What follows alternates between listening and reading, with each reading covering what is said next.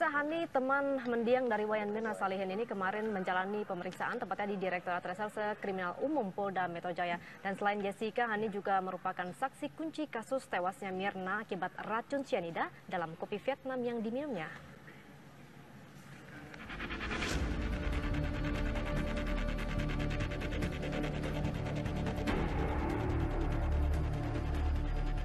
Salah satu rekan Wayan Mirna Salihin yakni Hani kembali diperiksa di Direktorat Reserse Kriminal Umum Polda Metro Jaya Senin kemarin. Hani merupakan saksi kunci karena berada satu meja dengan Mirna dan Jessica di Cafe Olivier. Pemeriksaan Hani dilakukan untuk melengkapi berita acara. Selain itu, menurut Dirkrimum Polda Metro Jaya Kombes Krisnamurti, Hani mengingat sesuatu setelah polisi menunjukkan rekaman CCTV. Dia mengingat sesuatu yang mengingat sesuatu dan kemudian dibuat berita acara lanjutan. Udah itu aja. Pak, apa yang diingat, Pak? Apa yang diingat, Pak? Ya nggak bisa dong. Udah saya jalan. Ini hal yang penting ya, Pak? Ya pasti penting, Pak. Pasti penting. Dalam prakres konstruksi, penyidik Polda Metro Jaya mengungkapkan fakta bahwa Hani sempat mencicipi kopi yang diminum Mirna. Namun sejumlah kejanggalan ikut terungkap.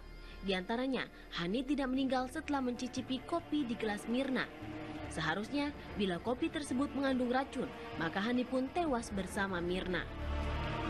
Rencananya Polda Metro Jaya akan mendalami kasus ini bersama pihak kejaksaan. Polisi akan mengungkap kasus ini berdasarkan atas keterangan para saksi, saksi ahli, serta sejumlah alat bukti yang cukup. Tim TV One mengabarkan. Kita lanjutkan berbincang terkait dengan kasus ini. Sudah hadir pula bersama kami Pak Taufik Baudin yang merupakan pengamat perilaku. Selamat siang Pak Taufik. Selamat siang juga. Ya, Pak Taufik, saya ingin tahu komentar Anda terkait dengan berlarut-larutnya kasus ini. Anda barangkali sering melihat di media, ekspos, kemudian tentu juga melihat saksi-saksi yang diperiksa oleh aparat kepolisian. Saya sepakat dengan yang Pak Reza sampaikan ya. Pertanyaannya kan mencari jawaban siapa yang nyemplungin cyanida itu ya. Di sana cuma ada yang namanya Hani sama Jessica. Yang disorot polisi kan Jessica. Kalau saya melihat sosok yang namanya Jessica ini orang yang cool, sangat rasional, kemudian ngomongnya pendek-pendek. Saya tidak melihat dari cerminan mukanya itu, raut mukanya segala macam ada deg-degan, keraguan, dia ngomongnya firm gitu. Nah, kesimpulan yang sementara bisa saya katakan, saya nggak mengatakan dia terlibat atau tidak, tetapi adalah mungkin dia memang orang yang cool seperti yang disebut dengan poker face, bisa juga. Atau dia melakukan itu karena dia sudah persiapkan yang saya sebut dengan sudah membangun tape recorder yang begitu kuat dalam dirinya sehingga dia lakukan itu. Nah yang perlu dicek menurut saya oleh polisi adalah apakah dalam kehidupan sehari-harinya kalau berdiskusi macam ngomongnya pendek-pendek ataukah dongeng panjang, itu kan pendek-pendek. Nah kalau kita berprasangka buruk, ngomong pendek-pendek itu adalah bagian dari pertahanan untuk dia tidak sampai kekeliru, ada yang salah dan dipakai celah untuk. Baik, sebetulnya ada yang istimewa kemudian dalam melanjutkan analisis Anda tadi ketika sudah dihadirkan tim psikiater dari Mabes Polri untuk mencermati dan mencerna keterangan dari saksi yang Anda sebutkan tadi, Jessica.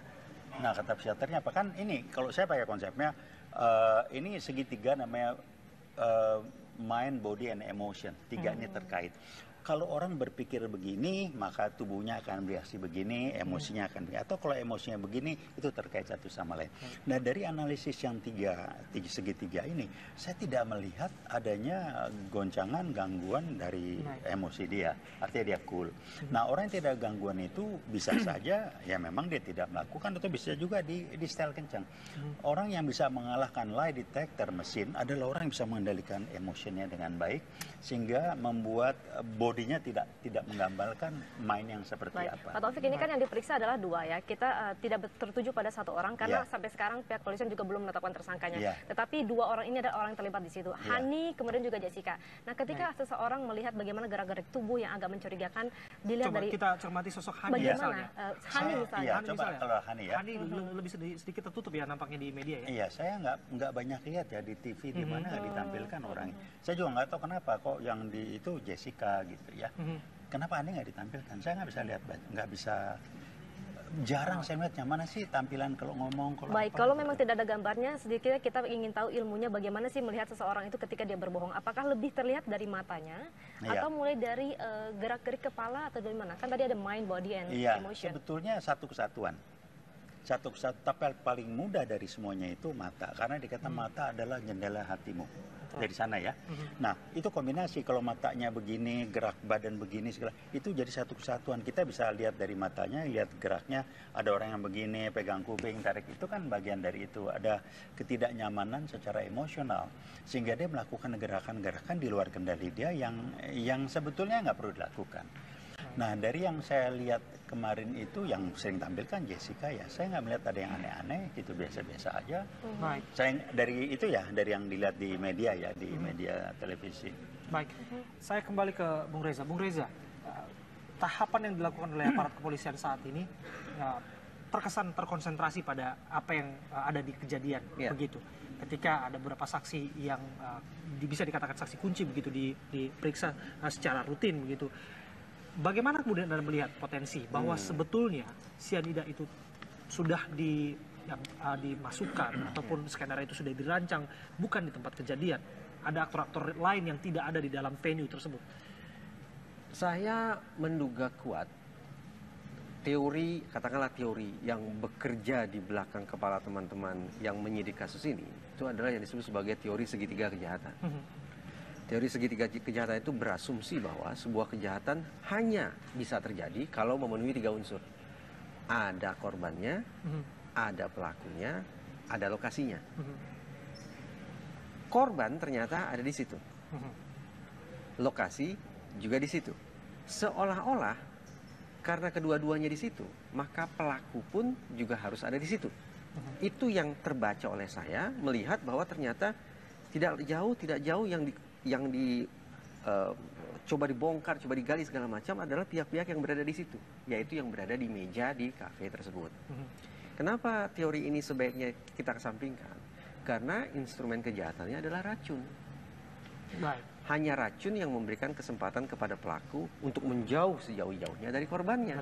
Sehingga korban memang ada di situ, lokasi memang di situ, tapi karena pakai racun, maka besar kemungkinan pelaku tidak ada di situ. Apa poinnya dia menggunakan racun, tapi justru dia tongkrongi di situ. Pelaku berada di tempat lain yang terpisah dari korban dan tidak berada di lokasi bisa yang jadi sama. kalau misalnya saya katakan untuk penyamaran yang sempurna, oleh siapa? Oleh seseorang yang berada di sekitar meja itu. Mari kita lihat latar belakang mereka. Bisa berbicara masalah kemungkinan. Mari kita lihat latar belakang mereka. Berpretensi. Saya tidak melihat mereka memiliki latar belakang keilmuan yang relevan untuk membangun sebuah strategi kejahatan yang sedemikian canggih. Yang terstruktur ya? Ya, mereka juga masih sangat-sangat belia yang barangkali butuh kematangan seperti Pak Taufik ini untuk membangun sebuah rencana kejahatan yang sedemikian dahsyat dengan tampilan yang beliau katakan sangat tenang seperti itu. Saya tidak berpikir ke situ. Baik, nanti kita akan kembali membahasnya. Tentunya kita ingin tahu jangan-jangan nanti pada saat dipublikasikan oleh media justru mungkin dia sudah memang mengalami keracunan sebelum dia meminum kopi. Mungkin saja terjadi. Kita akan kembali membahasnya usai jeda pariwara berikut ini. Ruang kita akan segera kembali.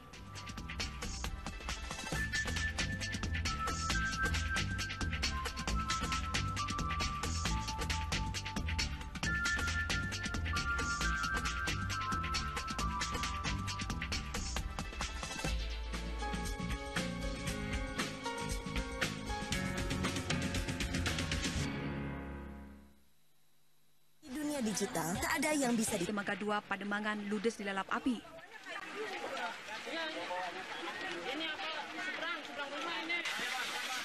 Petugas pemadam kebakaran dan juga warga berupaya memadamkan api agar tidak menyebar. Sejumlah warga pun berusaha menyelamatkan harta benda mereka ke pinggir rel di dekat stasiun Lodan.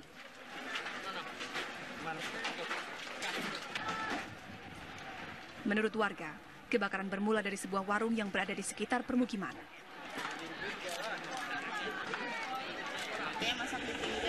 Oh, masaknya ditinggal. Itu rumah atau warung? Warung yang nggak tahu, tadi nggak tahu.